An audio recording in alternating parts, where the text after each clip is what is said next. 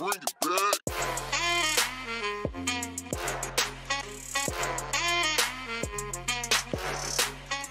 Good morning, Panthers. Welcome to the WPNN. My name is Nora. And my name is Francie. It's an amazing day to be a Panther. Students, are you in need of community service hours? Well, listen up. Here's a way to earn community service hours and have some fun.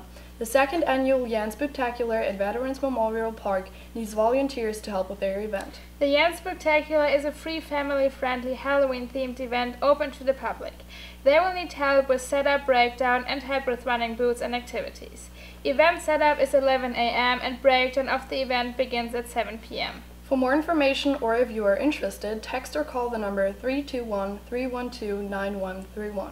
Panthers, another volunteer opportunity is at Elite Fitness Center on October 28th.